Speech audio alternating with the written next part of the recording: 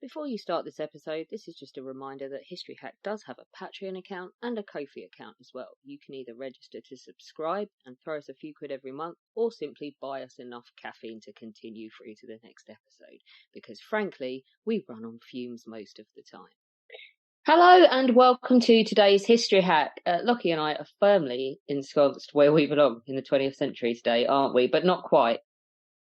Well, sort of. It's not. There's sort of. Our wheelhouse is there. This is maybe the shed next to the wheelhouse, or something, or maybe the driveway that things from the wheelhouse spill onto. Possibly, we are in 20th century Germany, and we have with us Mark Jones, who is assistant professor of history at University College Dublin. He's among the leading English language historians of modern Germany, and he is very much a recognised authority on the Weimar Republic. And he's here today to talk about his new book, 1923, The Forgotten Crisis in the Year of Hitler's Coup. Mark, how are you? I'm good. Thanks for having me on to talk about this subject. And it's nice that you say, are we in the 20th century? That's a really good way to think about 1923. I'm going to steal your first question in a way, because I'm just thinking, if we think of the 20th century as the age of extremes, one of the most important factors of that age of extremes is the battle between liberal democracy, communism or Bolshevism, and fascism. And 1923, if we're saying it's in the 20th century, is that point in time when, fascism has just taken over the state in Italy. So it's the first year when you have that battle between those three ideologies. And it's the first time that they kind of conflict with each other as to what's going to happen next. And as we know, the wider story is for the next 25 years after 1923, indeed for longer, for the remainder of the century, it's the battleground between those three ideologies that defines what happens in 20th century Europe. So we are in the 20th century, and I've kind of stuck. I was going to say, are we starting a short 20th century argument? Are we? I don't know. When do we kick off the 20th century? 1970? Oh, maybe. I don't know. All right. Let's get on topic. 1923. Why is this such a seismic year across Europe then? Fascist Italy, Mussolini's appointed prime minister in October 1922. So you've got the first time, if you're a nationalist, ultra-nationalist on the political far right, you've got a model that you can copy, and that model is fascism. And so, we would be talking about Hitler today, and we're jumping, and Hitler and the National Socialist movement, which is small this time, its response to fascism in Italy is to say, we have a German Mussolini, his name is Adolf Hitler. So you've got the strongman model of what the leader of a fascist state should be for the first time. And you've got an example of how fascists took power. So the example of the black shirt is in Italy, going on what they call punitive expeditions, going to towns where the socialists are in power, beating up the socialists, stealing their flags, fighting over the right to symbolically occupy a town centre or square, or to desecrate a monument to socialists, to protect monuments to war veterans. All of those low-lying forms of violence that are so essential to what makes fascism appealing to activists on the right are all there, and their script now has an endpoint. And the endpoint in the Italian case is is Mussolini as prime minister. So the Nazis have that as a model, and that's there for the first time in the winter of 22-23. And as I've said, they're calling Hitler, is there. He's going to be the German Mussolini. And so that's kind of one of the first things that makes this year different. The Bolshevik model has been there for extremists on the left since 1917, as you've mentioned. It's there, it's present, it's become a part of the European political order, right? Remember in 1918, 1919, London and Paris think that they're going to win. The whites are going to win the Civil War. Lenin is going to be a problem of the past. By 1922, they have accepted Lenin's regime is there to stay.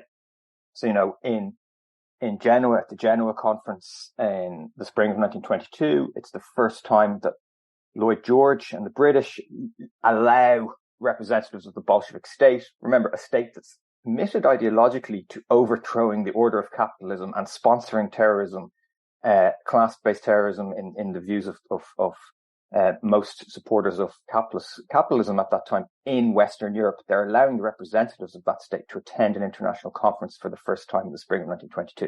So you've got this flux of new ideas and energies coming to being, and new problems that people had maybe supporters of liberal democracy maybe hoped would go away are suddenly all there, and they're there to stay. So these examples of what to do if you're if you're committed to radical political change are suddenly on the left or right, are suddenly there in 1923. And, the pause for a second. So that's what makes 1923 like a really big starting point for something new. But it's also the ending point, which comes back to, where is it in the 20th century? Because if we were going to answer that as an essay question, or debate it, and you can debate it with me in a second if you disagree, it's the year that the First World War ends. So, the First World War in Britain and France, we always learn, and I'll include Ireland here as well, and the United States too, in the English-speaking world, we always have learned the First World War ends with the armistice on the 11th hour of the 11th day in November, and then it formally ends with the Treaty of Versailles, which is signed in June 1919. So those are the big end points of the war. Now, once we expand our horizons beyond the victor nations, we see that the violence of the war continues into the early 1920s. And, it sees new forms of violence and worsened forms of violence taking place across vast territories of Central Eastern Europe. Those territories are described as the shatter zones, and that's been described in one of my colleague, Robert Gervarts, has written a book about that called The Vanquished, which is about that continuing violence. It's a great book. I have to recommend it, not just because Robert's my senior colleague here in UCD, but it is genuinely a really, really great book. I completely second that, by the way. Yeah, absolutely. A lot of First World War historians now would be singing from the same hymn sheet, saying we've got to think about the war in the longer period, in those longer timeframes, to understand its legacy. And this brings us back to, well, if we know all of that, why do we need a book about Germany in 1923? And my argument to that is, from a First World War perspective, is that, a lot of people in the public will argue that the Versailles Treaty is responsible for the failure of the Weimar Republic, the failure of liberal democracy in Germany, and for the rise of Hitler. But a lot of historians, probably a majority, will argue that is the wrong take.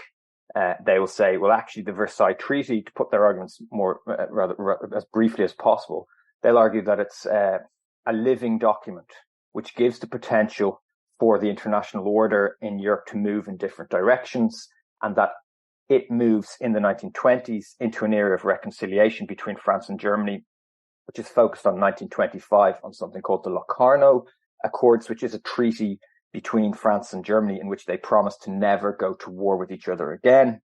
And the men behind that treaty received the Nobel Prize for Peace that year. That's Aristide Briand in France and Gustav Stresemann in Germany. Stresemann gets onto the cover of Time magazine as being, as a response to that, as being, the German leading Europe to peace. And that's the conventional argument.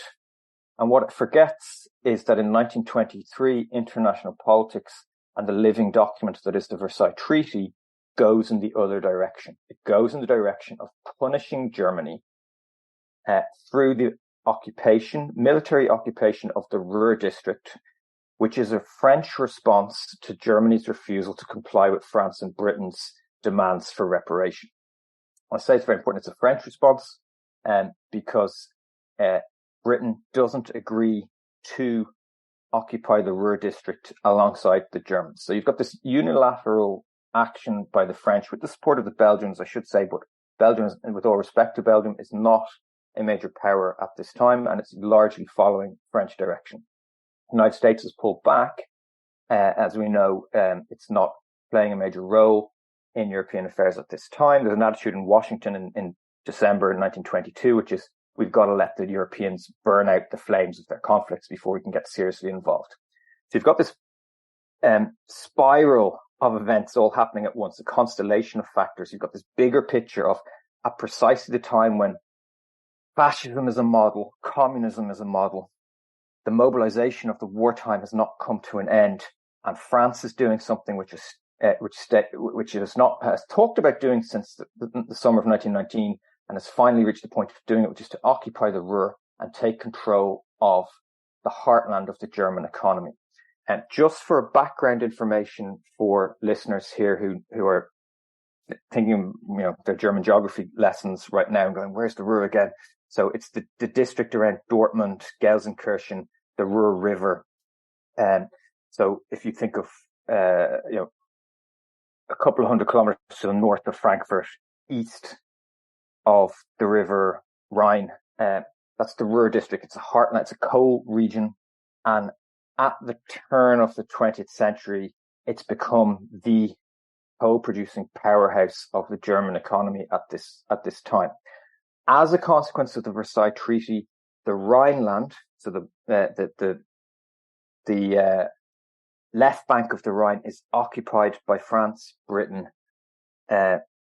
Belgium, and the United States, as a part of the Versailles Treaty, in order to enforce the terms of the Versailles Treaty upon Germany, in order to enforce German compliance with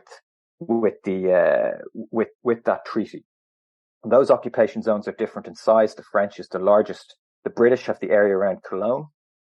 And as the French get more and more annoyed, particularly Raymond Poincaré during the year 1922, he's the French equivalent of Prime Minister in 1922, as he gets more and more annoyed with Germany saying, we cannot pay the amount of reparations that you want, he orders his military in the summer to make plans to occupy the Ruhr, and then those plans are implemented in January. And so the military is sent in. Initially, the Germans think it's a couple of 100,000 soldiers. It's actually in all about 100,000 soldiers who are sent in. And they accompany a small group of engineers whose job it is to investigate what Germany's capacity to pay is. And the capacity to pay that they're talking about is reparations in kind. So they're arguing the Treaty of Versailles demands reparations, and the reparations payments we mostly think of cash payments, but they actually also include reparations in kind. So they're arguing you're not paying the coal, you're not handing over coal, you're not handing over wood, something, you're not handing over trees that you have to us, and therefore we're sending in this commission to examine what your actual capacity to pay is, and the soldiers are going in with them to protect them. And that, of course, creates a huge question, which is obviously as well, what exactly did the French want in January 1923 with this occupation, and how did France's goals change over the course of the year? To make a long story short, as the conflict escalates, France's goals go from compliance with reparations to potentially wanting to occupy and gain the territory of the Ruhr to make it a part of France in the longer term, or to see a separation of the Rhineland from Germany, from the Weimar Republic itself. So in the German context in the spring of 1923, while you've got all of those broader issues that we've talked about up to now going on, you also have the question of, will the integrity of the Weimar Republic and the German state remain intact, or will it lose its most important economic region, coal-producing region, the Ruhr district? This book then, so obviously there has to be a situation rife for like catastrophic change to happen. So things are not good in Germany in 1923. This book is intrinsically linked to the rise of Adolf Hitler. Who is he in 1923? We're all used to the image of him as a Führer, but what does he represent at this point? How popular is he? What do people think of him? How does he see himself? And what does he actually want, do we think? Those are great questions, because, one way of thinking about everything I've said up to now is, why does all that matter? And one of the most important answers to that is, this is the platform that makes Hitler. This is what transforms Hitler. And I think one way of thinking about it is if you pause history at different points in time. So in the summer of 1921, Matthias Erzberger, who signs the armistice on the German side in November 1918, he gets murdered. And he's murdered by right-wing terrorists in Germany who want to punish him for signing the Versailles Treaty. And after his murder takes place, there's a large police investigation, and in the files buried away in an archive in Freiburg in the southwest of Germany, you will find the police interviews with Hitler that took place in Munich in 1921. And Hitler in Munich in 1921 is not part of the organization responsible for Erzberger's murder, but because of his reputation at that time, he gets interviewed by the police anyway, because they think his organization might be a part of it. So in the summer of 1921, those files, what they tell us is that Hitler is the head of an organization with a large turnover of membership. There's a lot of people coming, joining and leaving, listening to speeches, leaving. The membership is in flux and it's small. And at those meetings, what those investigators draw from it is the reason that people thought that Erzberger was murdered by the Nazis was because at their meetings, they're constantly shouting, "We've got to kill Erzberger. He must hang. He must be punished." And so when Hitler's speaking, someone might shout in the crowd, "Hang him," and everybody would cheer. And so they identify what we would call today verbal radicalism within a fringe movement, but then they conclude in their investigation, but this movement didn't actually have any role in the violence that killed Erzberger. Move forward to the summer of 1922, that verbal radicalism is still there. Hitler is still a fringe movement, but he's getting bigger. The SA has started to become a thing. It's not yet taken the formal organization that later becomes, but the idea that his movement has squads that accompany their speakers is part of its coming into being in the autumn of 1922. It's still a small movement. By the end of the year 1922, it has about 8,000 members. They're in branches mainly in Bavaria. In the course of 1923, that number multiplies rapidly as the crisis that follows from the Ruhr occupation spreads. And by the eve of the putsch in November 1923, Hitler's movement has about 50,000 members. Thinking of one example of who he is, to come back to your question, his critics are starting to notice him too. And so really interesting man, politician, jurist, member of the Social Democratic Party, whose name is Alan Sanger. He who's mistaken as being a Jew by the Nazis, or the Nazis accuse him of being a Jew and they beat him up in the streets, but he's not actually Jewish. He starts writing about Hitler at this time, and he writes about, he says, look, listen to what this man says. He's a psychopath. That's his exact term. And the reason he says that is Hitler at this time is preaching a message of violence, a message of, we've got to get our enemies, our internal enemies. The Social Democrats are worse than our foreign enemies, the French. The French, in other words, for Hitler, aren't the real enemy at this point in time, the spring of 1923, even though they've occupied the Ruhr. Hitler says the reason they're not the real enemy is because it's the Social Democrats and the Jews' fault, the November criminals, as he calls them, that we're too weak to defend ourselves.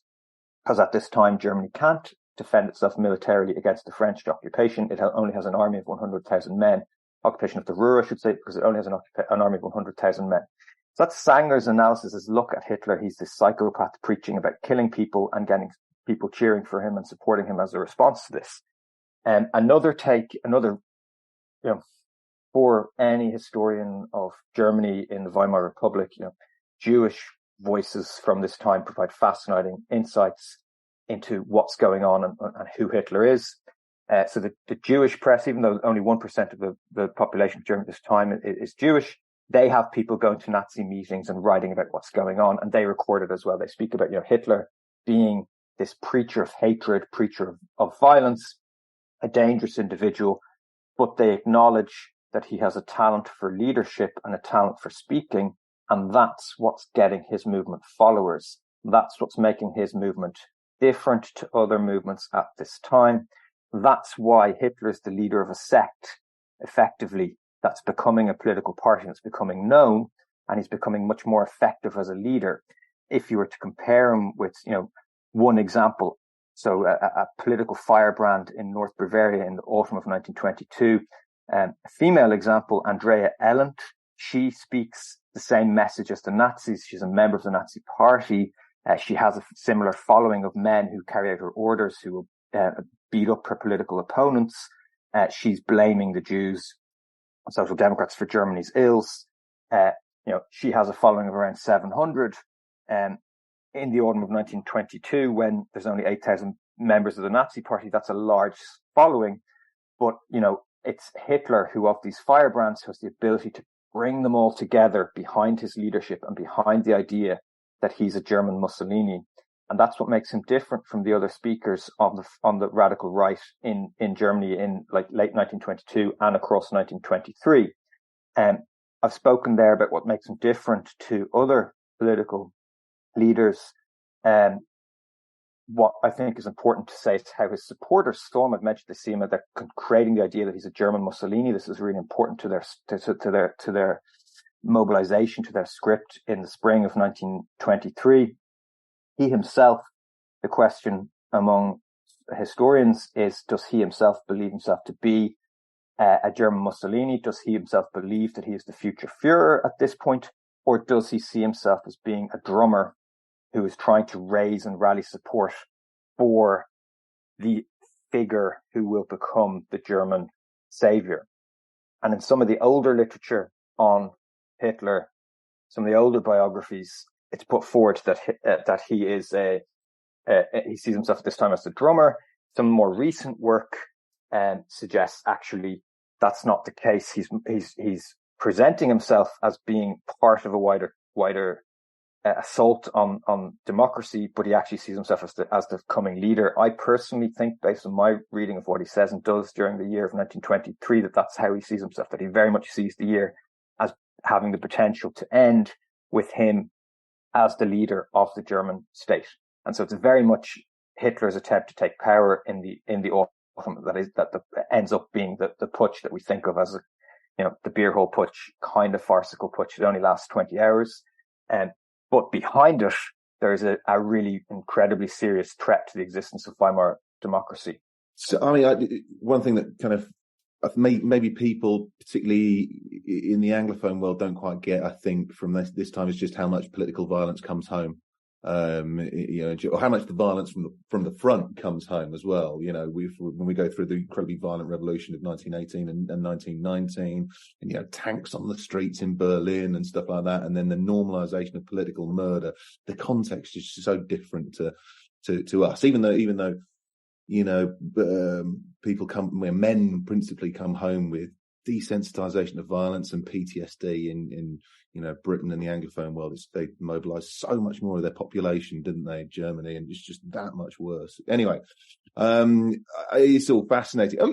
Hitler's first victory, where does that come in? He's trying to claim ownership of the most active veterans groups, trying to get them to support him. And in January 1923, he brings all this together in a party conference. Now, it's important here when we think of the Nazi regime from 1935 onwards, we think of the Nuremberg rallies, the mass mobilization of hundreds of thousands of people going to Nuremberg to participate in the Nuremberg rallies. We think of Leni Riefenstahl's film, The Triumph of the Will. What we're talking about in January 1923, and when it was Hitler's first victory, is the birth point of that political mobilization around the party rally. It's on a much smaller scale. It takes place in Munich. And the reason it's a victory for Hitler is an outright opponent of the democratic political order in Germany. In the summer of 1922, Walter Rathenau, the German foreign minister, who is Jewish, is murdered by the same organization, right-wing terrorists, that murdered Matthias Erzberger a year earlier. And unlike the aftermath to Erzberger's murder, which is critical in terms of, there's a pro-democratic response that criticizes the murderers. After Rathenau's murder, there is a political response from the state that includes the introduction of something called the Law for the Protection of the Republic, which is a set of laws to give supporters of democracy the chance to prosecute their enemies, to make it illegal to verbally call for violence against the Republic, to make it illegal to insult the flag of the Republic, to remove the flag, to prosecute attempts and conspiracies against the Republic's leaders. It's basically a set of laws that we would today consider to be like anti-terrorism laws of the kind that are introduced or were introduced after terrorist attacks in the 1990s, 2000s.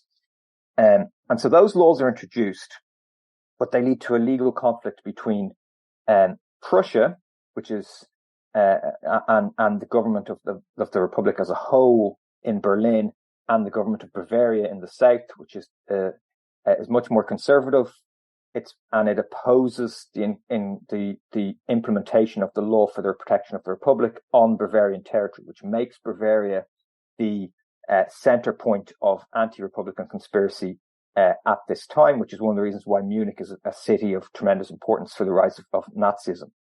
But even though the rulers of Bavaria are rejecting the law for the protection of the Republic, they still recognize the degree to which Hitler is a threat to the political order at that time in January 1923. And so when the Nazis decide to organize their party conference in Munich, it's initially banned.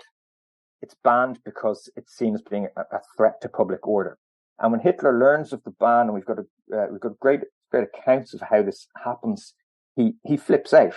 He is the Hitler of our caricatures of Hitler losing his temper, going mad, screaming and ranting and raving and threatening to get everybody who stands in his way. That's his response. And he does that to the head of police in Bavaria, in Munich.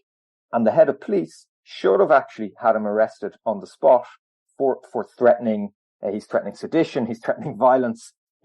He's talking to the head of police as if that man has no authority whatsoever. But instead of having him arrested, he agrees to listen to Hitler's message and to allow Hitler to speak to one of his superiors. And then one of Hitler's superiors, Bavarian Minister of Justice, with the support of connections in the Bavarian army, including Ernst Röhm, who's later murdered in the Röhm Putsch, what they call the Röhm Putsch, we call, or what's later called the Night of the Long Knives at the start of the Third Reich. He uses his contacts to get the decision to ban Hitler's conference overturned, and then it takes place. And so that's the first part of that victory for Hitler, in that he can threaten the state, stand up to it, and because of his popularity and his connections, he's able to outflank and outmaneuver his critics from a legal perspective. He's able to have his party conference, but also it's a success for Hitler because when the party conference takes place, the violence that his critics have said is going to happen when the Nazis have their conference doesn't happen. It passes off without any major act of violence. The police of Bavaria, Munich's chief of police, in the aftermath of the event, is saying, the nights of the party conference for us were like a normal night. We had extra men ready to intervene in the case of violence on the streets, in the case of attacks against socialists, in the case of any more threatening attacks. We were ready, but we didn't have to do anything. And so that's a victory in terms of how it makes people who aren't outright Nazis at the time in Munich, let's call them the respectable bourgeoisie, who share Hitler's goals of not liking the Republic and being against its existence. But it makes it easier for them in the aftermath to say what the critics are saying about Hitler is not true. His movement has had a conference. It's had men marching in the streets. Marches that were initially to be banned have taken place, and they've taken place without bloodletting, without loss of life, without, as we spoke about a few moments ago, without the need for tanks in the street, without the kind of violence that takes place in the revolution of 1918, 1919, without the kind of mass violence that takes place in Munich in May 1919, when there's a bloodletting in the streets of Munich during the suppression of the Munich Council's Republic. I should just, as a kind of really important footnote, drop it in there. It's really important that we remember that, over 1,000 people are killed in Munich in the first week of May 1919. So when Hitler's talking in 1923 about hanging Jews from the street lamps and about killing his opponents, he's talking to a city that has that memory of exceptional mass violence only a few years back. So there's a certain, it's not just a rhetoric of violence, it's a rhetoric of violence in a context with a memory of violence, which makes it all the more dangerous and threatening.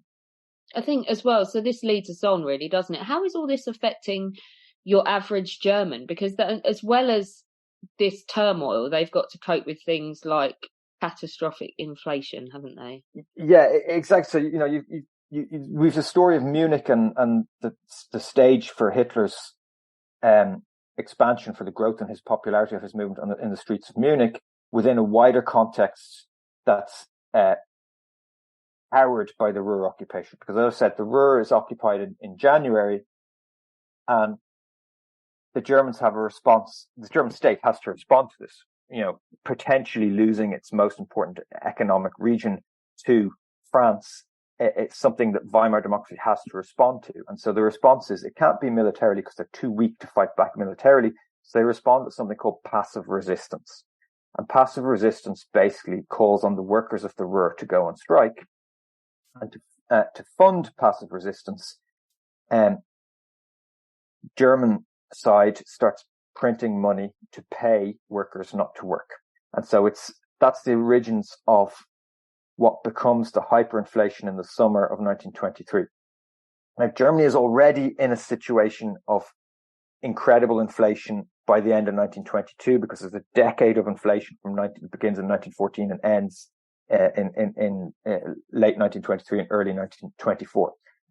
But in the spring of 1923, the German Reichsbank president, von Havenstein, and the leaders of the Republic decide this is a risk we have to take. We know it's going to cause inflation. We know it's going to damage our currency, but we cannot give up the Ruhr without a fight, and we have to fund that fight through printing money. It's when you have a series of bad decisions to choose from, they think this is the least bad option. And the initial bet in January, when they start the policy, is that the Ruhr occupation and the Ruhr crisis will be over quickly.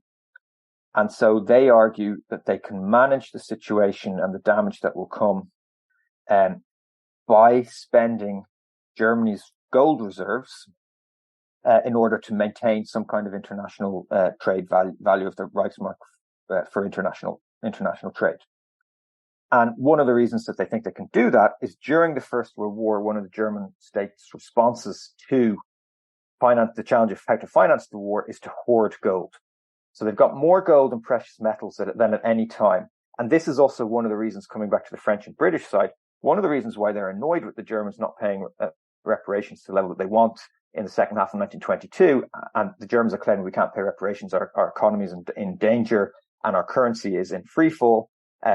The response of someone like John Maynard Keynes looking at that situation is to say, hang on a second. I don't know if Keynes would say, hang on a second there, lads, but hang on a second there.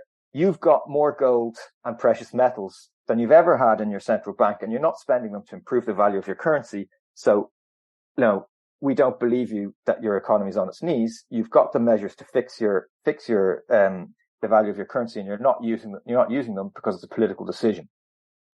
And the reason they're not using them, the German response to that is, we're not using them because if we spend all that money to prop up our currency, the French might occupy us anyway and destroy the value of our input. So that's the problem. And then, so they start spending that money in the spring, and then they run out in the early summer. And when they run out, they can't prop up the value of their currency at all. And that's when the hyperinflation goes crazy. That's when you sit down and order coffee and you have to pay tens of millions for it, or billions, or at the end, trillions. That's when the price of the coffee during the time it takes to drink it jumps from being 10 million to 20 million over the course of the time you're sitting there. And that's what's happening across the economy in the summer. And so you've got this modern state, which is full of promise. The Republic is promising a new beginning in 1919 when it comes into being. And suddenly, in the summer of 1923, Germans are looking at that situation saying, how on earth did we get here? We've got no functioning currency. We've got no coal because our miners are on strike to passively resist the occupation. We're facing into winter of discontent. If you're a farmer, you're not. What's a farmer going to do in this situation? Keep the food. Exactly. Are you going to sell food? Giving it away. Are you going to sell food for money that's going to be worthless in 2 hours, in 2 days? No, of course not. So you've got this. Trade it. Or sell it, and this is the thing. So city dwellers are saying, well, those farmers are making loads of money. They're buying grand pianos. They're buying Oriental rugs. They're profiteering. They're, screwing us over. And so you've got this, radicalization of social division that's already present in Weimar Germany and in most societies. It's becoming worse. That radicalization and that social tension is getting worse. Those who have food, those who don't, those who can afford heating, those who can't. And certain sections of society are being affected much worse. So the urban poor is being affected worse. City dwellers, women also suffering more, people on fixed incomes, pensioners are suffering extremely, because if you have a fixed income in a time of hyperinflation, you're in real difficulty. Workers, not as bad as other sections of society, because the unions are still powerful enough to have wages fixed with inflation. So their wages are going up, not fast enough to keep up with inflation, but they're still going up to a degree. And by the summer, this results in a wave of strikes and riots in late July and August called the Kuno strikes. They result in more deaths than, for example, the January uprising in 1919 in Berlin, which is much better known. And what's happening is people are getting their paycheck and they realize there's nothing to buy, and they're rioting. And so those riotings are bringing Germany to the edge of the cliff in the autumn of 1923. And the question is, what's going to happen next?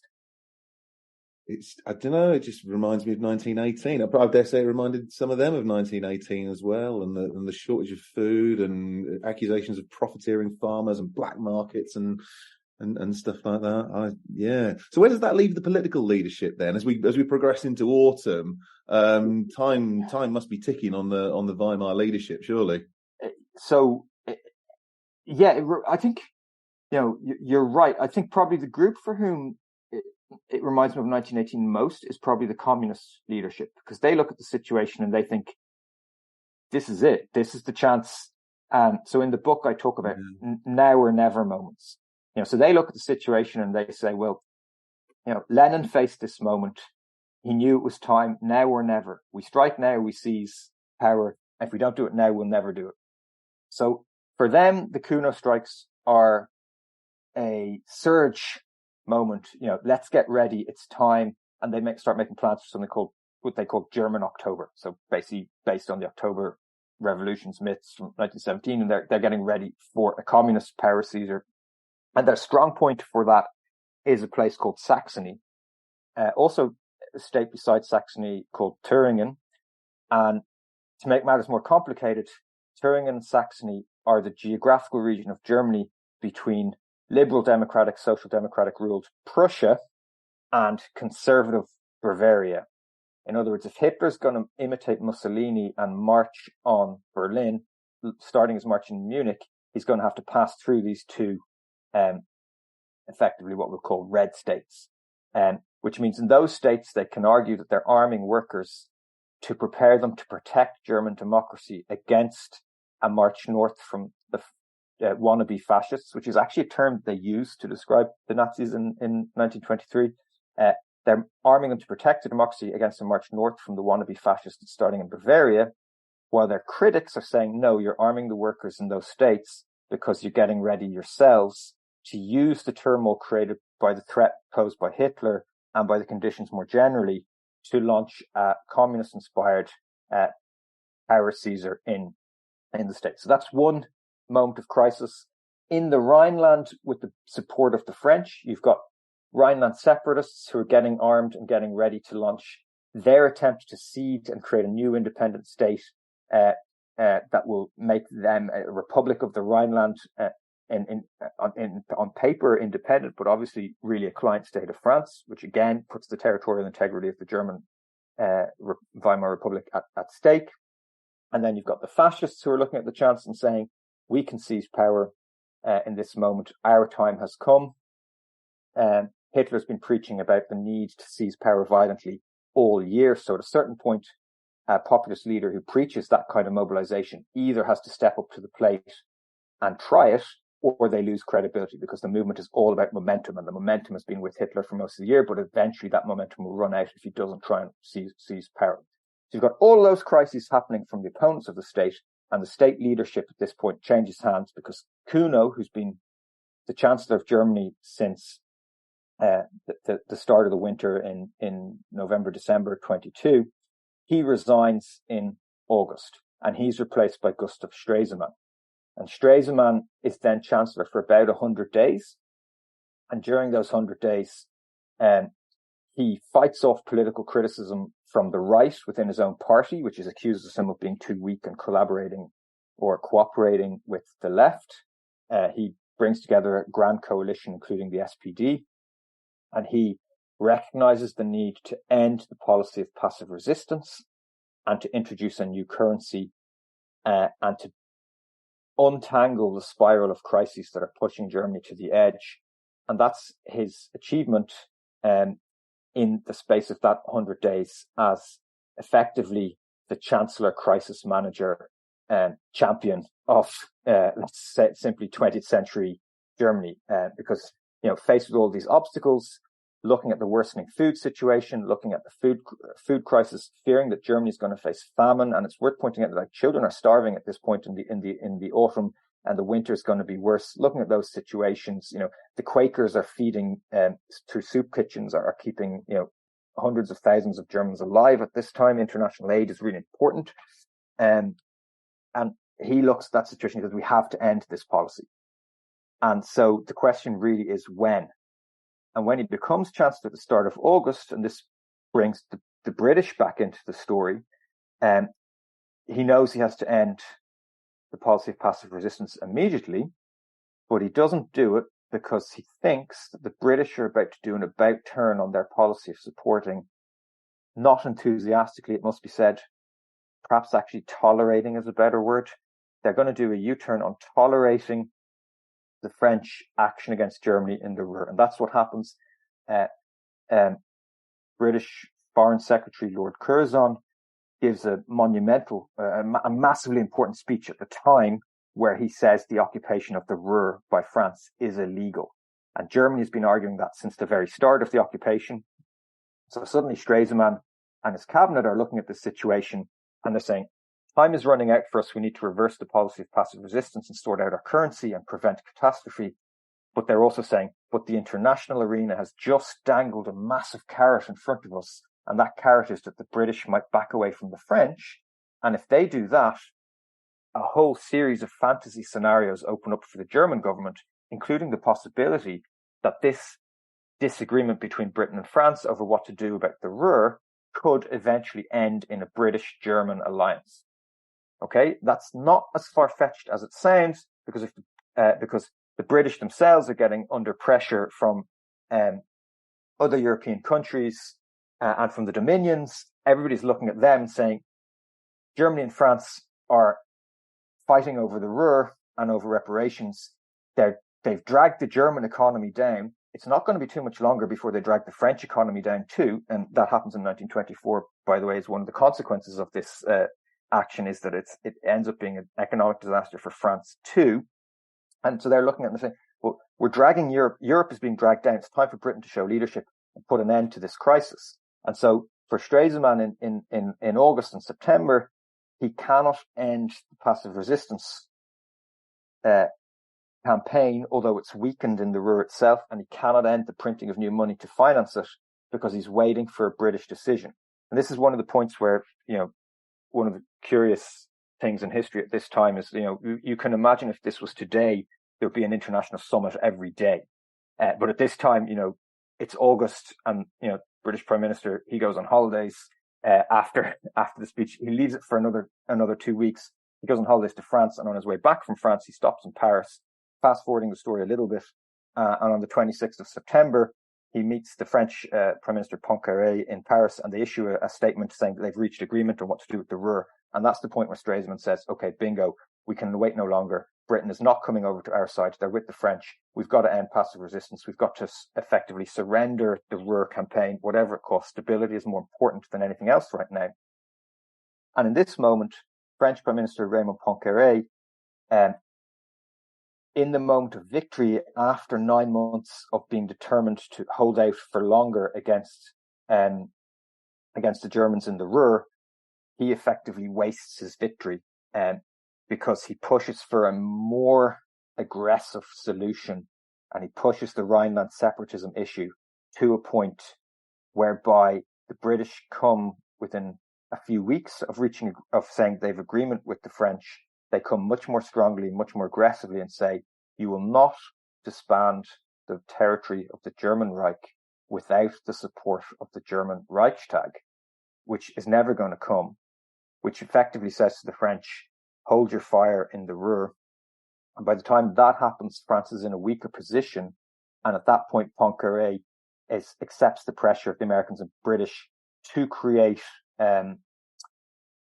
committees of experts to rule on Germany's capacity to pay reparations. And those committees of experts are led by technocrats, one of whom is Charles Dawes, who's an American banker, and his name is given to the financial plan that's called the Dawes Plan, which comes into being in 1924, which solves the reparations issue for the next 5 years. One of his committee members is Owen Young, and in 1929, Owen Young leads what becomes the next reparations plan, the Young Plan. And so that is the basis for economic stability in interwar Europe from 1924 onwards. Against that backdrop, then you've got more kind of worrying signs for the future, don't we? There is a chapter in the book called "Taking It Out on the Jews," and we know that Jews and socialists were scapegoated heavily in the years following the First World War for German defeat. So, what worrying precedents are we seeing by the end of 1923? Yeah, it's really interesting when we try and explain and account for anti-Semitism in Germany in the 1920s and 30s, you have two kind of, I think, ways of looking at it. One is the language of anti-Semitism, and it's, someone like Hitler calling out, it's time to hang the Jews, they're to blame for everything.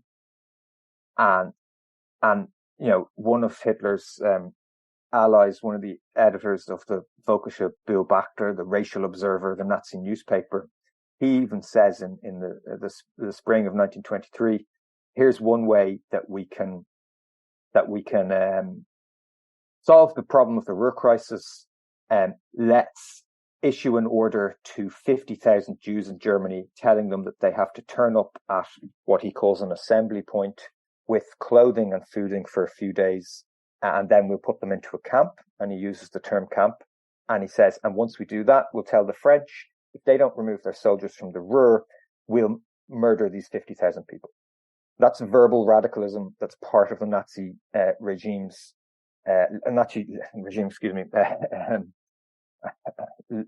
Nazi ideology and script at this time in 1923. So that's the kind of verbal practice, the verbal calls for violence that are there at this point in time. And that is part of the radicalization of anti-Semitism that takes place since the end of the First World War. And alongside it, the question, I think, both for historians of Weimar and also more generally for people thinking about the relationship between verbal calls for violence and acts of violence, whether they're taking place wherever they're taking place in the world today, you have alongside that, you have physical acts of violence on the part of anti-Semites. And so in the book, in the chapter, as you say, called Taking It Out on the Jews, you see how in the autumn of 1923, those two trends merge with more frequent, more aggressive, more dangerous acts of violence against Jewish citizens of Germany and against Jewish migrants into Germany who've come into Germany fleeing the conditions that have emerged in the territories that were part of the Russian Empire. So you've got migrants are blamed, basically Jewish migrants to Germany who are refugees, we call them today, who are fleeing the Russian Civil War, who've come to places like Munich from 1914 to 1920. They're being blamed for profiting from the crisis in 1923. And so at one level, what follows is state deportation of Jews. That happens in Bavaria in the autumn of 1923. Gustav Ritter von Kahr, who is appointed as effectively dictator of Bavaria in response to the crisis, he tries to outflank Hitler, although he shares a lot of goals with him, by persecuting Jewish migrants to Munich and by persecuting Jewish citizens, Jewish German citizens of Bavaria who have been in Munich for generations. And he starts to round some of them up and deport them. That's one kind of way in which and that's, it has support. That's why he's doing it. And it's one of the ways that frustrations are that have been built up over this time on the part of those who feel they're losing as a result of the crisis are taken out on the Jews. And that's one level at the state. At the level of the SA or paramilitary organizations, supporters of Hitler. They don't have the cloak of the state, and they don't have the cloak of legality of what they're doing. They're simply finding Jews and beating them up. And so one of the cases I write about in the book is the case of the Gutzmann brothers. It's two Jewish brothers.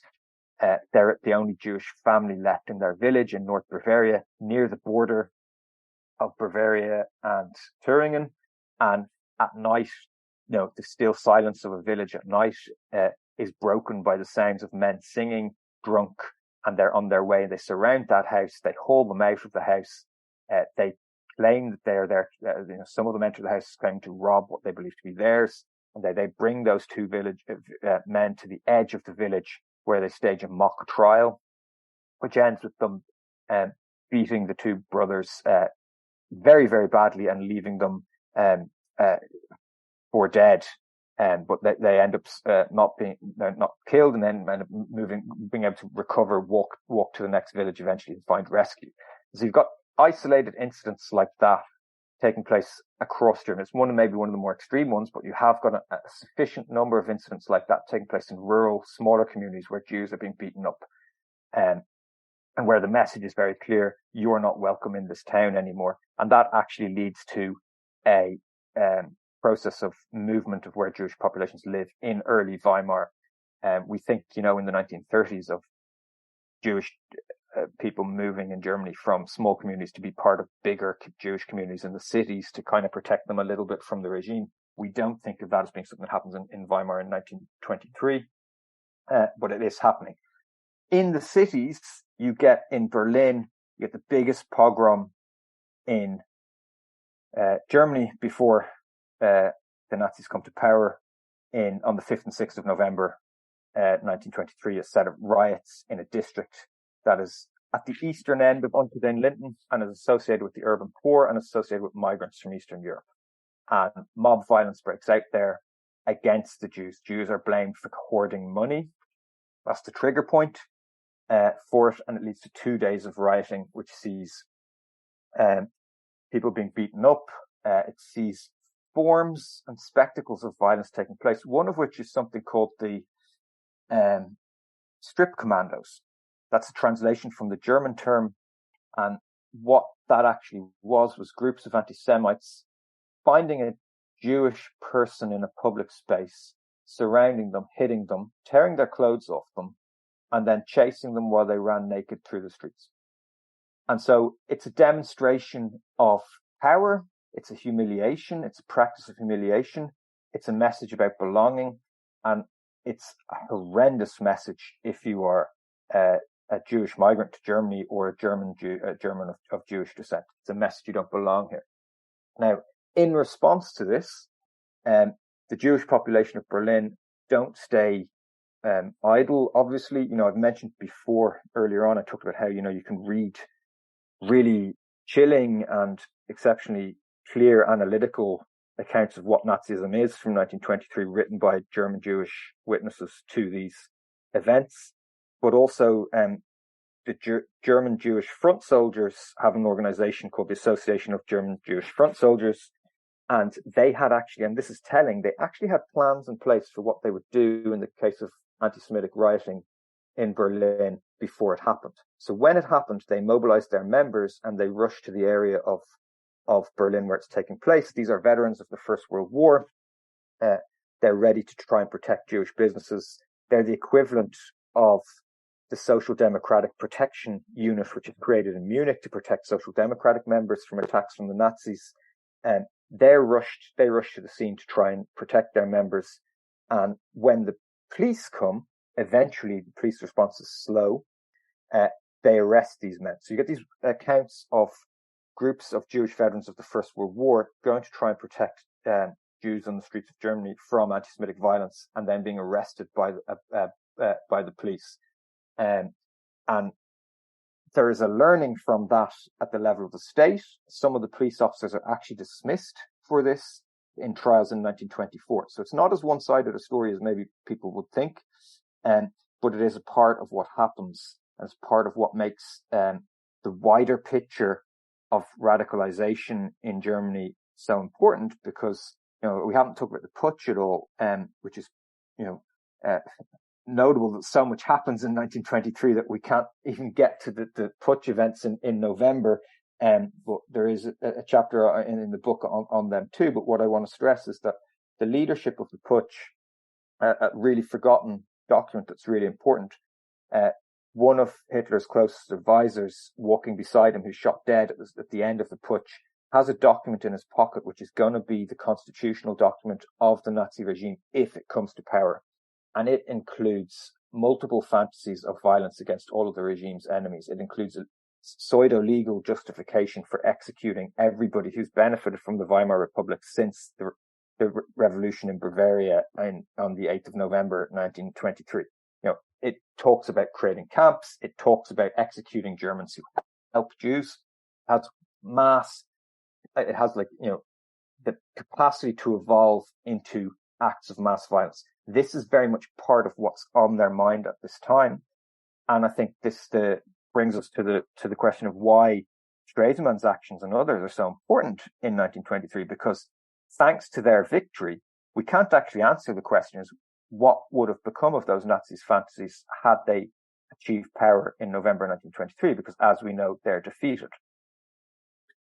Well, I think you're dead right in the sense that we haven't got time to go into the putsch, because and really we are still just scratching the surface with all of this. I mean, for everything that we've discussed, the actions of 1923 were not decisive in a sense, I guess, because Stresemann's reforms do come in and there is a recovery, and the putsch fails, of course. So on the face of it, the actions of 1923, you could see why they would become the forgotten actions, because they don't lead directly to Nazi power necessarily. So if we could sum up in maybe a couple of key points what you think the legacy of 1923 is, and just how important 1923 is in what's to come, what would you pick?